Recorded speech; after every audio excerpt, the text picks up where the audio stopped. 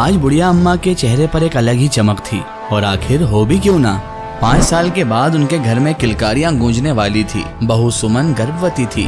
अम्मा ने गर्भवती बहू के सिर पर हाथ फेरते हुए उससे कहा, अब तू कोई काम नहीं करेगी बहू, बस आराम करेगी। जो भी तुझे चाहिए मुझे बोल देना बेटा।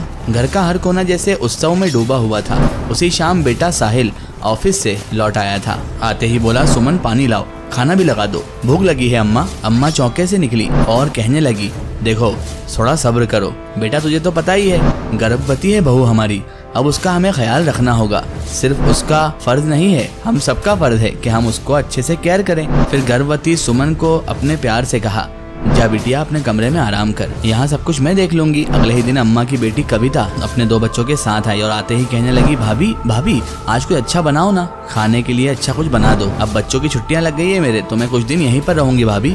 सुमन थोड़ा सकुचाते हुए उठी और बोली, ठीक है दीदी आप बैठिए, मैं कुछ ना कुछ बना देती हूँ। अम्मा ने सख्त लहजे में लेकिन प्यार भरी आवाज में कहा, रुक जा बहू। उसके बाद अपनी बेटी को बोला, तुझे नहीं पता तेरी भाभी गर्भवती है बेटा, ये वही अवस्था है जिसमें मैंने तुझे कभी काम नहीं करने दिया। कविता थोड़ी झिझक गई, पर माँ मैं तो।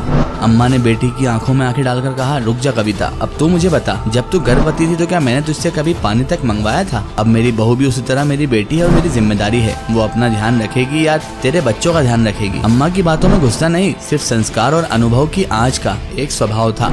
अगले ही पल सुमन की आंखों से आंसू टपकने लगे। वो पहली बार अपने लिए किसी को इतनी मजबूती से खड़ा देख रही थी।